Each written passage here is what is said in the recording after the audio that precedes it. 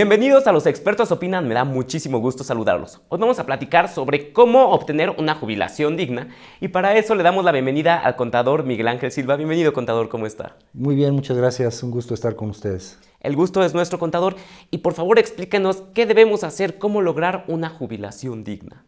Sobre todo para efectos de ya vernos en esa etapa posterior a que se tuvo una vida laboral activa de muchos años. ¿Qué requisitos son los que debemos reunir? Hay requisitos legales o contractuales y no debemos perder de vista que tenemos que cumplir con esos requisitos para poder acceder a esa jubilación y o pensión. Los requisitos son muy importantes, por eso, ¿cuáles son los que se deben reunir para poder jubilarse?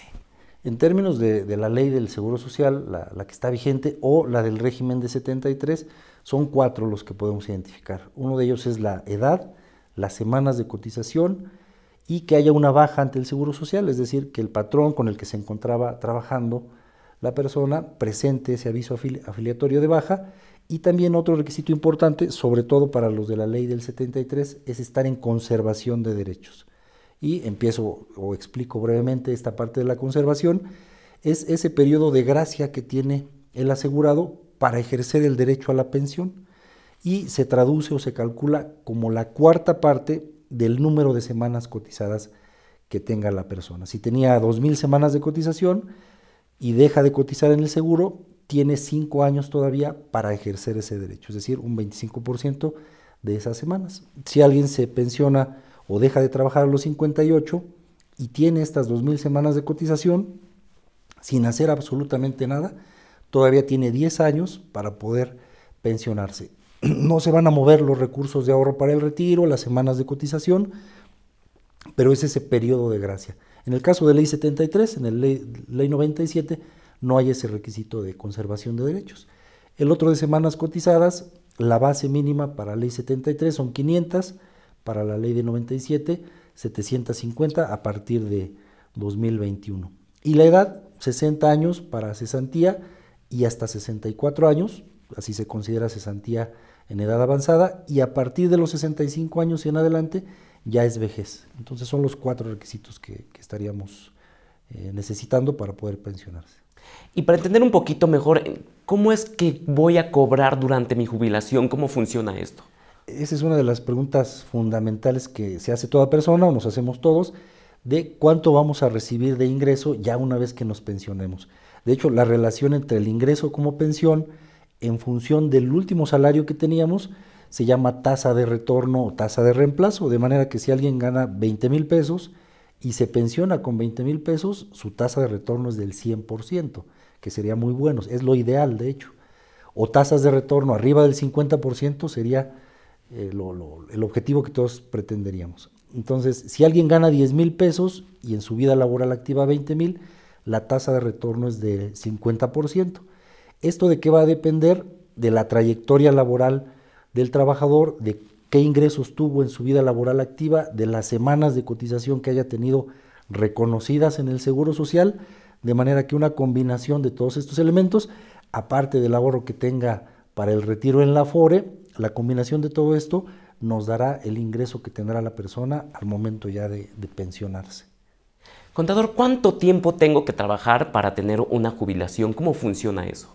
Claro que sí. Uno de los requisitos para pensionarse es el de las semanas de cotización, y aquí habría que hacer una distinción entre los dos grandes regímenes para pensionarse, tratando de seguridad social.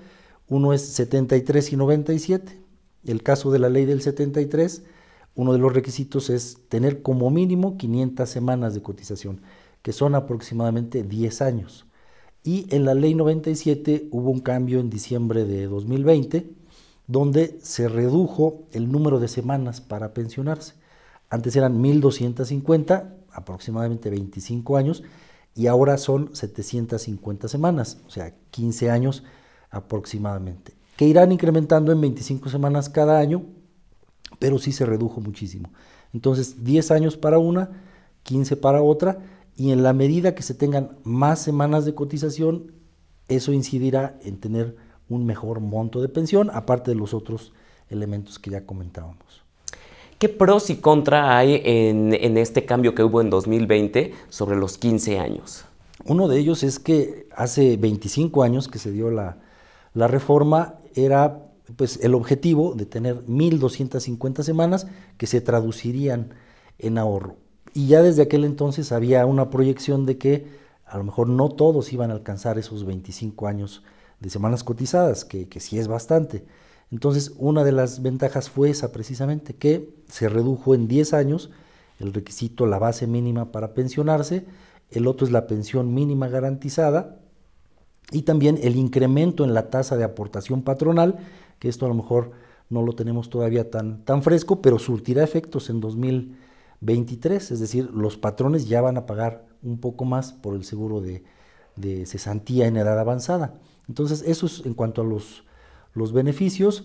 Los contras, yo le vería que, si bien es cierto, se reducen requisitos, pero la base sigue siendo el ahorro, es decir, la pensión a la que aspiren, sobre todo los que están en el régimen de 97, irá en función de lo que se tenga ahorrado en la cuenta de ahorro para el retiro, y esas aportaciones van en función del salario base de cotización que tiene registrado el trabajador en el Seguro Social. Entonces, si la base no es tan cuantiosa, en esa medida va el ahorro para el retiro. Si la base es elevada, se verá reflejado en un ahorro pues más considerable. Muy importante tenerlo en cuenta también. Y por otro lado, ¿qué sucede cuando una persona fallece? ¿Qué sucede con la jubilación? En el caso del fallecimiento del titular del seguro, los beneficiarios legales son quienes pueden cobrar esa pensión. Hace unos minutos hablábamos de la pensión por viudez u orfandad, y también dependerá del tipo de pensión, pero tiene que estar legalmente reconocidos así ante el instituto. Es decir, que el asegurado tenga reconocida o la asegurada al esposo, a la esposa, a los hijos, para que una vez que fallece el titular y esté pensionado, o bien fue por un riesgo de trabajo, por invalidez, los beneficiarios legales que estén así reconocidos en el instituto puedan seguir cobrando esa pensión.